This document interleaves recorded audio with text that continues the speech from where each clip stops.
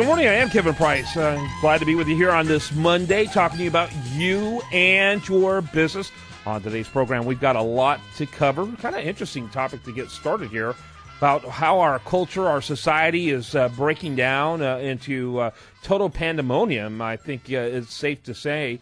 We've got an author here, this segment, author of the book, Return to Order, and very intriguing concept here. John Horvat II, he is the author of the book. By the way, I'll say early on, returntoorder.org. John, a little bit about your background and your book.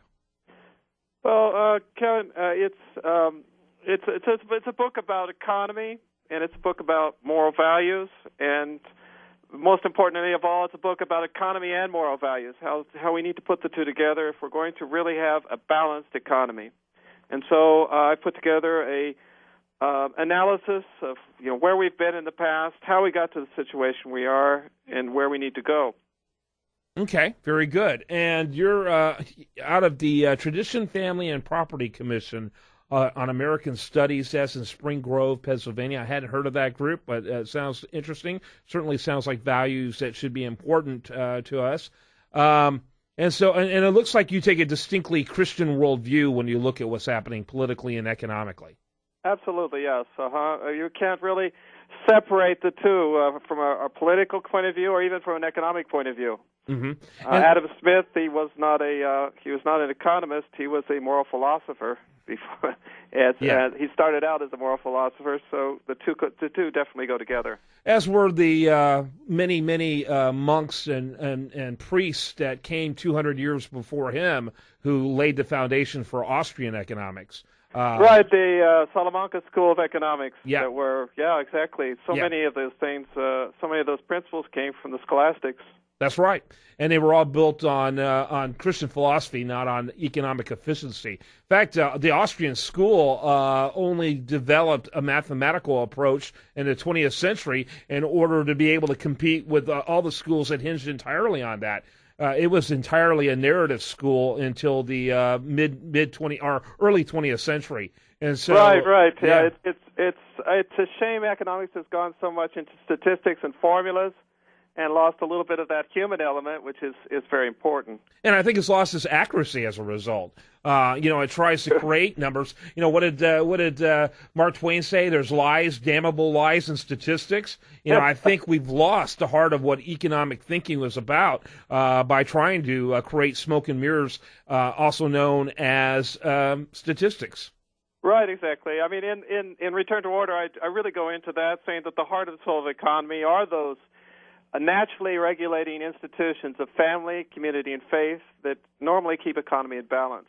And when we lose those, we lose our balance, and economy goes down. Absolutely.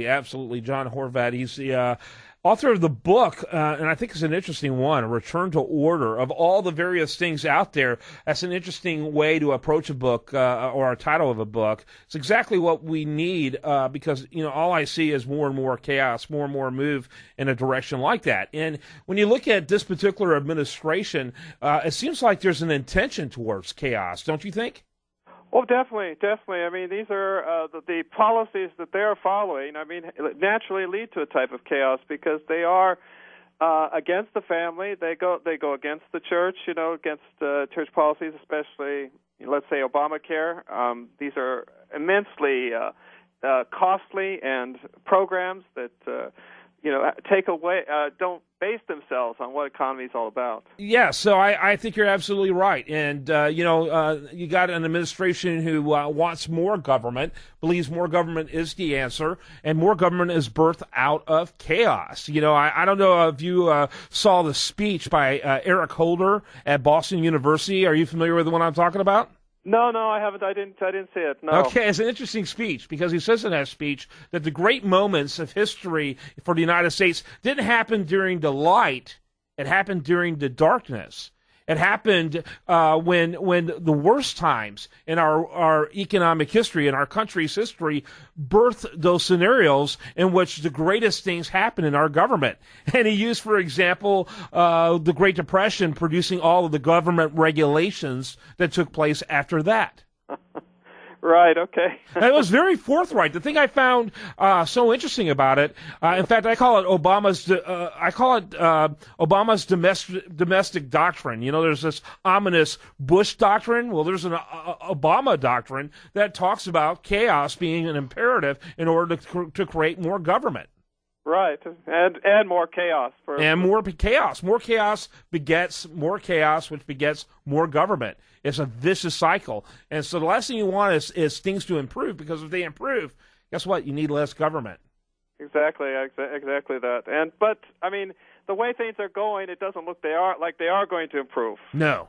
I agree with you. You know, people wonder about what happened to Japan, the one-time economic miracle that pretty much fell off the face of the earth in the 1990s. Well, in the 1990s, Japan's national debt equaled its gross domestic product. And when that happens to a country, they tend to flatline when it comes to economic growth. Guess what? The United States is now at that same place. Right, exactly. No, it's that. What I talk about in Return to Order is a lot of that comes also from the culture of instant gratification that's out there, that, you know, says I have to have everything now, regardless of the consequences, instantly. I mean, that's one reason why it doesn't surprise me to hear that household debt is now back up to $13 trillion. And you know, if I can't get it now, my credit card will make it happen. Yeah, let me ask you, you know, this idea of rule of law, which is imperative, for a free society and one with a Christian worldview at that, how does that jive with mob rule? No, I mean, yeah. I mean, you know, we are where we are because of, largely because we abandoned republic principles that the founders had that were very anti-democratic. And have moving towards mobocracy. We've chosen the path that leads to destruction, the wider one, haven't we? Oh yes, and that's, exactly. I mean, the rule of law is what keeps things together, and it is disintegrating before our eyes. Yeah, I mean, we are just the type of disregard for law, or even let's say from the Obamacare, just saying, well, no, we won't apply this section of law. We won't do this section of law. I mean, it's still the law, and it's just introducing that idea of a disregard for law. Yeah, using the law to disregard the law. How arrogant and arbitrary is that? But I would think that returning to some first principles, founding principles, would be imperative to return to order, wouldn't it? That's exactly the point. Yeah, I mean, I don't want to turn back the clock, but just to reset the clock, and with those orienting principles that have always always guided us, especially in times of crisis. So yes, exactly that. Return to order is a return to ordering principles.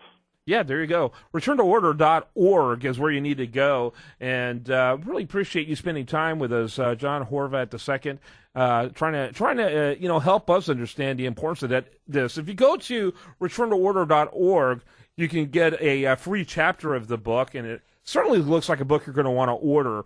I, for one, wish there were more voices like yours out there. I think it's imperative we get this message out there. Well, thank you very much. No, it's been a work that for me has been a passion, and I've enjoyed it. I've really wanted to. I see the things that are happening today. I think we need to return to order.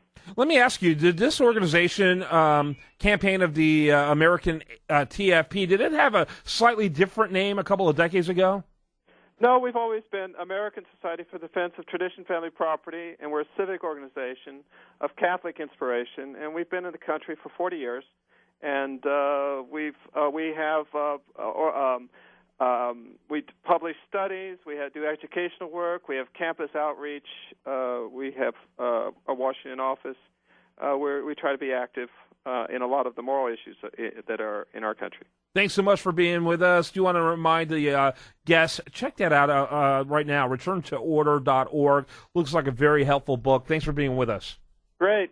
Thank you very much. When we come back, much more for you. Do you want to remind you best content here? It shows up over there at usdailyreview.com. You're listening to The Price of Business.